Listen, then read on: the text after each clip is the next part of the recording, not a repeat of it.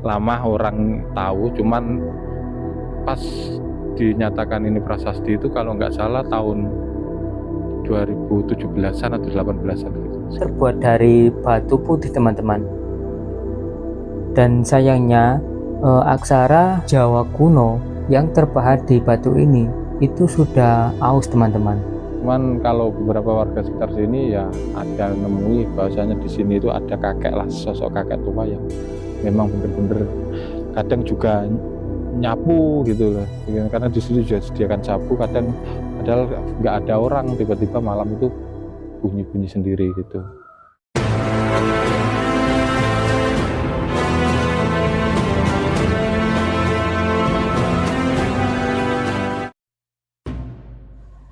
Assalamualaikum warahmatullahi wabarakatuh. Salam budaya, salam sejahtera, rahayu, rahayu, rahayu. Oke, dulur-dulur warisan kuno, kali ini saya berada di Desa Lamung Rejo, Kecamatan Ngimbang, Kabupaten Lamongan, Provinsi Jawa Timur. Dan di kesempatan vlog kali ini ya, saya akan mengajak dulur-dulur warisan kuno untuk berkunjung di salah satu peninggalan dari Raja Erlangga ya. Jadi di Kabupaten Lamongan ini itu banyak sekali peninggalan dari Raja Erlangga, yaitu ada sebuah candi, prasasti ataupun bangunan kuno lainnya ya. Dan kali ini saya akan mengajak dulur-dulur warisan kuno untuk berkunjung ke salah satu situs di Kabupaten Lamongan ini. Jadi dulur-dulur warisan kuno, kali ini saya akan berkunjung ya di sebuah situs kuno, yaitu situs yang mungkin peninggalan dari Raja Erlangga. Jadi Raja Erlangga ini meninggalkan beberapa peninggalan kuno, yaitu berupa candi dan banyak ya seperti prasasti juga. Yang saya kunjungi ini itu berada di sebuah tengah-tengah area kebun milik warga mungkin ya. Jadi siapa sangka di tengah-tengah area perkebunan ini itu ada sebuah peninggalan kuno dari Raja Erlangga. Nggak tahu ini itu berupa apa ya. Coba kita akan mendekat di sebuah cungkup di depan saya itu teman-teman. Jadi nuansana di perkebunan ini tuh cukup asri sekali ya. Soalnya mungkin ya ini tuh habis semi ya. Ini kan tepat berada di tengah-tengah hutan jati teman-teman. Nah, siapa sangka di bawah naungan cungkup itu ada sebuah prasasti ternyata teman-teman. Dan prasastinya ini yang bikin saya heran ya, itu berwarna putih dan sudah sangat terawat sekali, soalnya dibuatkan cungkup yang sangat bagus sekali ini teman-teman. Dan di sampingnya ini ada sebuah papan peringatan ya, papan larangan. Jadi kita itu tidak boleh semena-mena merusak atau mencoret-coret ya peninggalan leluhur ini. Coba kita akan melihat secara detailnya ya bentuk prasasti ini. Ternyata ya prasasti ini itu beda dari prasasti-prasasti yang pernah saya kunjungi teman-teman. Biasanya kan prasasti itu terbuat dari batuan andesit dan berukir huruf aksara Jawa kuno. Tapi di depan saya ini itu terbuat dari batu putih teman-teman.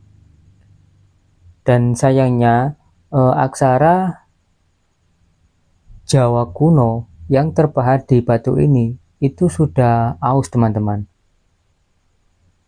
Nah, jadi seperti ini ya bentuknya, terbuat dari sepertinya ya batu kapur ini, ataukah batu andesit cuman berwarna putih. Saya juga kurang segitu paham teman-teman.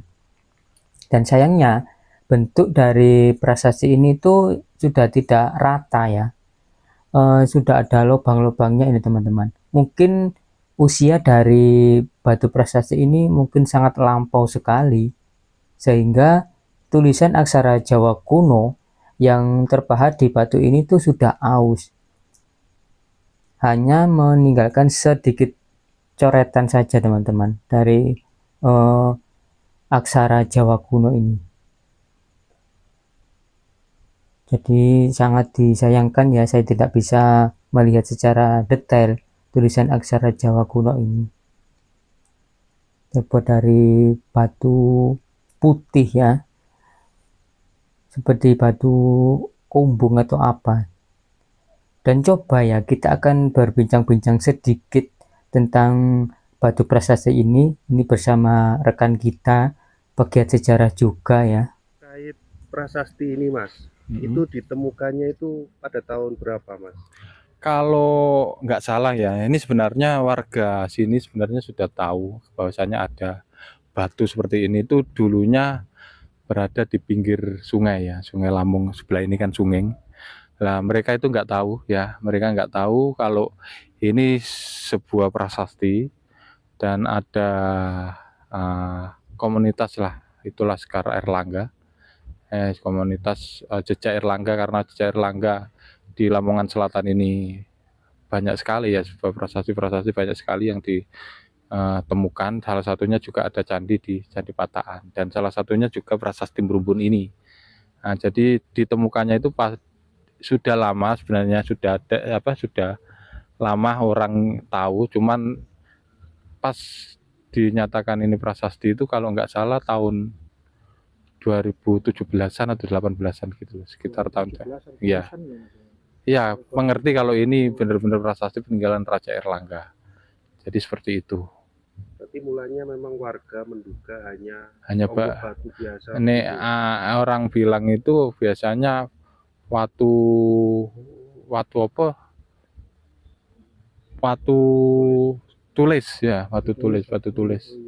Nah, orang-orang kan orang-orang menamainya batu tulis. Banyak sekali nyamuknya Mas di sini. Karena di kebun ya ini.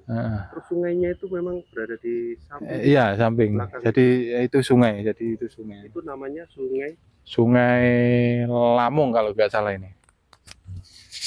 Sungai Lamung ya, banyak sekali ini nyamuknya, nggak betah gitu. Oh, tadi ini dulunya ini sungai Mas ya? Sungai. Jadi sungai arahnya nanti ke muaranya ke Lamung, Sungai Lamung, sungai besarnya. Terus Mas, terkait kemistisan lokasi ini, karena kan areanya di kebun ya, dan agak terpencil begitu dari perkampungan. Kalau secara mistisnya, mungkin ada beberapa orang yang pernah sesekali itu ditemui hal-hal gaib gitu ya. Jadi ada beberapa warga yang, kalau saya sendiri sih belum pernah. Cuman kalau beberapa warga sekitar sini ya ada nemui bahwasanya di sini itu ada kakek lah, sosok kakek tua yang memang bener-bener kadang juga nyapu gitu loh. Karena di sini juga disediakan sapu, kadang padahal nggak ada orang, tiba-tiba malam itu bunyi-bunyi sendiri gitu. Itu mitosnya warga yang ada di sini. Nah, terkait isi prasasti itu kan saya lihat sudah aus ya, tidak terlihat. Apakah ini sudah ada penelitian lebih lanjut terkait isi dari prasastinya, Mas? Kalau secara isinya itu memang kan nggak ada tulisannya ya.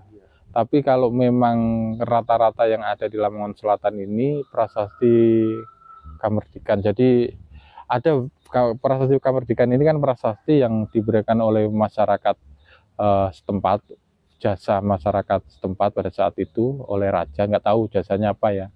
Nah, jadi dibebaskan pajak gitu. Nah, jadi pada saat era Raja Erlangga itu mungkin masyarakat yang ada di daerah sini itu ada jasa, entah itu menolong apa. Nah, dari jasa itu tadi masyarakat yang ada di sekitar sini itu dibebaskan pajak oleh kerajaan. Jadi seperti itu. Makanya setiap ada patokan prasasti yang rata-rata di Lamongan Selatan ini itu prasasti Kamerdikan, jadi prasasti bebas pajak gitu. Biasanya juga ada seperti kutukan-kutukan begitu Mas ya, di dalam isi prasasti yang terkait dengan tanah sima atau bebas pajak itu. Iya. Kalau merusak wilayah ini atau seperti apa gitu. Nah, itu kan rata-rata memang dikaitkan dengan prasasti supaya apa? Mungkin karena kita nggak tahu ya, mungkin secara apa namanya, orang dulu ya menilai kalau hal-hal seperti itu kan kalau memang sudah dipatok oleh raja, berarti kan ini sudah ditandai ya. Jadi ini tanah Sima ini tanah-tanah yang memang dilindungi oleh kerajaan. Nah, jadi mungkin rata-rata ya ada beberapa yang dikasih catatan seperti itu supaya ya mungkin kalau di era sekarang warga itu tidak merusak tempat ataupun area yang ada di sekitar yang diadakan adanya prasasti tadi gitu. Nah itu ya sekilas cerita dari teman kita, yaitu pegiat sejarah. Jadi di sini itu juga banyak sekali hal-hal mistisnya juga teman-teman, dan juga banyak sekali cerita-cerita yang terkandung di dalam sebuah prasasti ini. Jadi mungkin segitu saja ya untuk penelusuran kami kali ini di Kecamatan Ngimbang, Kabupaten Lamongan, Provinsi Jawa Timur. Jangan lupa untuk like, komen, dan juga subscribe channel Warisan Kuno. Terima kasih, salam budaya, salam sejahtera, rahayu, rahayu, rahayu.